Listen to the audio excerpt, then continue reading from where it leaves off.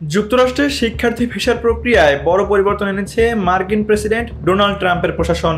সম্প্রতি মার্কিন দূতাবাসগুলোতে পাঠানো এক স্মারকে জানানো হয়েছে, সব শিক্ষার্থী ভিসার নতুন অ্যাপয়েন্টমেন্ট স্থগিত করার নির্দেশ দেওয়া হয়েছে। যেসব আবেদনকারী এখনও সাক্ষাৎকারের তারিখ পাননি, তাদের নাম, ভিসা অ্যাপয়েন্টমেন্ট ক্যালেন্ডার থেকে সরিয়ে ফেলার নির্দেশ দেওয়া হয়েছে।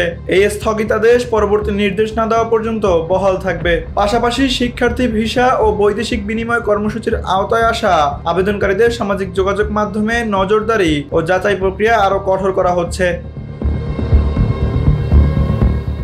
এই উদ্যোগ দূতাবাস ও কনসুলেটগুলোর ওপর বাড়তি চাপ তৈরি করবে বলে মনে করা হচ্ছে। ট্রাম্প প্রশাসনের মতে বহিরাগত কে যুক্তরাষ্ট্রে প্রবেশ করছে তা জানার স্বার্থে এই পদক্ষেপ জরুরি। এই সিদ্ধান্ত এমন সময় এলো যখন ট্রাম্পের সঙ্গে যুক্তরাষ্ট্রের শীর্ষস্থানীয় বিশ্ববিদ্যালয়গুলোর দ্বন্দ্ব তীব্র হয়েছে। ট্রাম্প অভিযোগ করেছেন, এসব শিক্ষা প্রতিষ্ঠান অতিরিক্ত বামপন্থী, ক্যাম্পাসে ইহুদি বিদ্বেষের সুযোগ দিচ্ছে এবং বৈষম্যমূলক ভর্তি নীতি অনুসরণ করছে। তার প্রশাসন ইতোমধ্যে হার্ভার্ড সহ কিছু বিশ্ববিদ্যালয়ের বিদেশি শিক্ষার্থী ও গবেষক আমন্ত্রণ বাতিল করেছে, যদিও আদালত কয়েকটি পদক্ষেপ স্থগিত করেছে।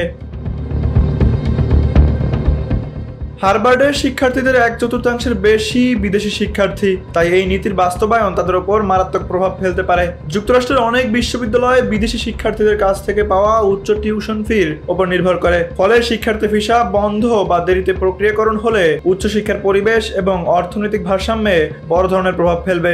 বিদেশে পড়াশোনার স্বপ্ন দেখাদের জন্য এটি এক দুশ্চিন্তার বার্তা। তানভীর আহমেদ, এনপিবি নিউজ।